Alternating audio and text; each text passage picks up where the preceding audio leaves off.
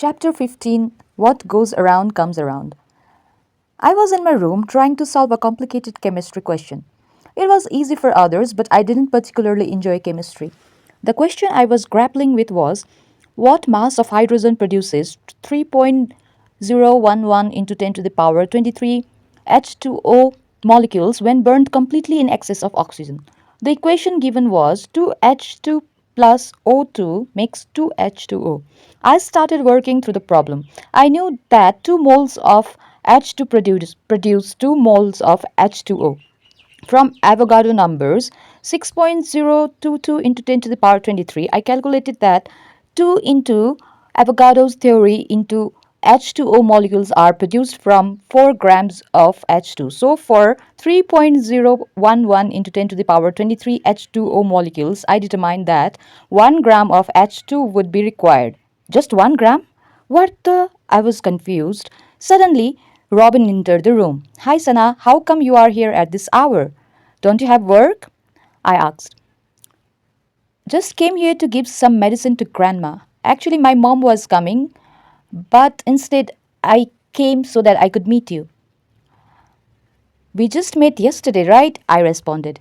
Don't be so rude. It's been almost 11 hours since we last saw each other on for a couple of weeks. I won't be able to see you because we are going to my mother's home for Dasai holiday.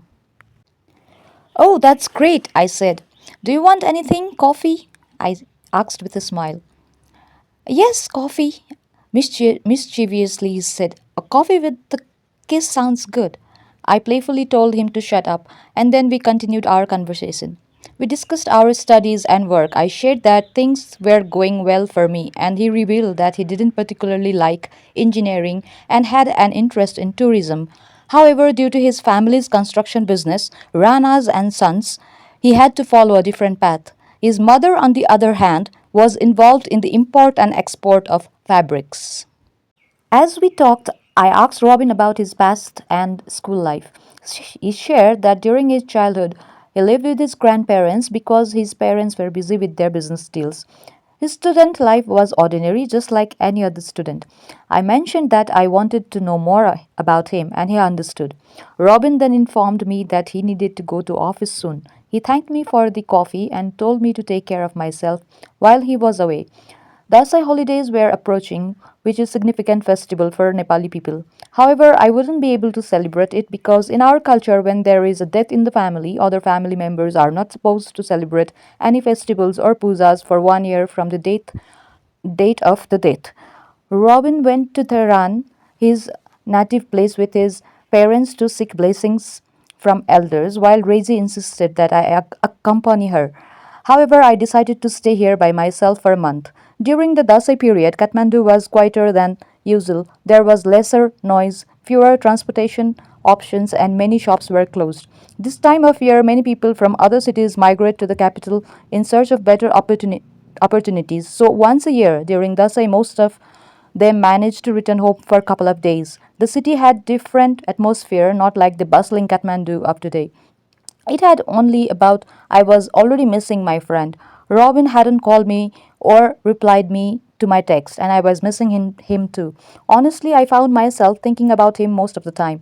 When I watched movies, I wondered what kind of movies he liked. While cooking, I wondered about his favorite dish. I thought about how he dressed, what color suited him the best, and even the things he disliked.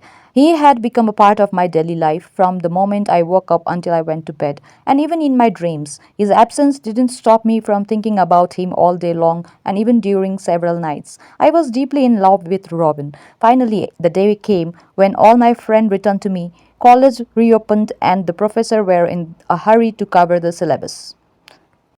The race to pass the exam, late night studying, surprise test, and discussion on fundamental laws started again. And amidst all this, I confronted Robin about his lack of communication. Hey, you are so mean. You didn't even call me or reply me to my messages. What happened? Did you forget about me or find someone more beautiful and nice in Dharan? I asked him. He responded with a cold tone. Let's break up, Sanaya. I was left speechless by gaze fixed on the ground. How was this even possible? What went wrong? Why was he acting this way? These questions raced through my mind, but I couldn't bring myself, so I asked Robin, who was insisting on ending the relationship. I felt numb. He continued, "You were too easy and you are not type of my girl. I was just playing with you, that's all. You fell for my little bit of care and so called love. Actually, you are much more boring than I thought before we started dating. I'm done playing with you and pretending to be a nice guy that I am not. Let's end this boring relationship here." He stood up to leave, and I sat there, unable to watch him walk away. He had already paid the bill, so I quietly walked out of Java, feeling a mix of emotions. What the is going on with my life? I repeated, feelingly the weight of disappointment and betrayal. It seemed that whenever I wanted to trust someone and begin to respect them, it all fell apart like dust. I had gone through so much in life, yet here I was standing speechless after being dumped by someone.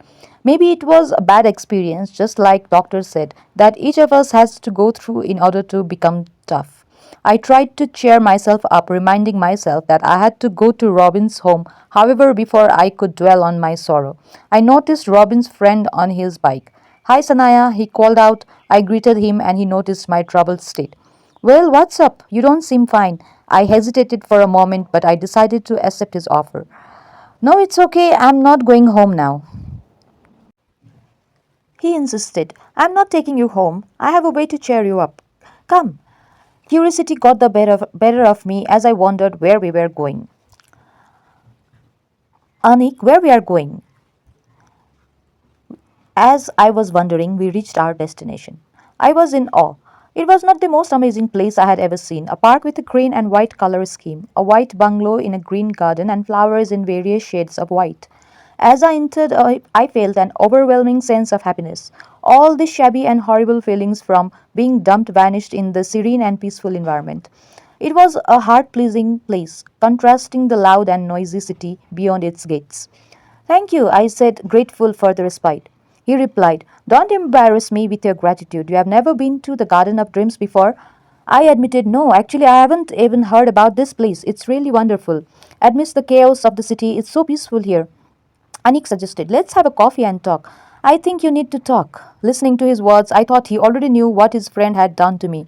I agreed and we sat down. I began to share my story, the story that many lovers and couple experience in their life. He listened and ordered a pizza. But something felt off compared to our previous dates. There was lack of clarity between us and sense of fickleness had crept in our relationships. Our bond was becoming vulnerable. These changes led us through difficult days filled with uncertainty. I was explaining, and then he said something unexpected. "Well, can I tell you something?" I nodded, allowing him to continue. "Do you know who Robin really is?" I was shocked by his question, but even more so because I didn't have a clear answer. He understood the expression on my face, which couldn't explain my confusion. He smiled and began. "Sanaya, I don't know how your relationship with him, but I can tell you that he loves you more than anything in this world." Now, what the hell did that mean? I listened in surprise as he continued. "I can't tell you everything right now, but I can assure you that he loves you in deeply. More than you can imagine. He is hurt like hell, and he was forced to do whatever he has done. So just give him some time, forget about what happened today, and have faith in him. If you truly love him and want to be with him, give him some time and space." His words made me smile, even though confusion still lingered in my mind. After that evening, I didn't feel as much heaviness in my heart to return home. Somewhere within me, his words were able to console my troubled heart. Perhaps I was going through a similar experience as my mother once did. It felt as though I had come to the same point in my life where my mother had been. What goes around will certainly come back. I wasn't in a position to make an immediate decision, and in fact, I didn't want to overthink things. For now, I decided to focus on my studies. I remembered the saying that the smart one is the person who surrenders the time and leaves things in God's hands when they have no idea where to go next, so I made the choice to wait for time to unfold its mysteries.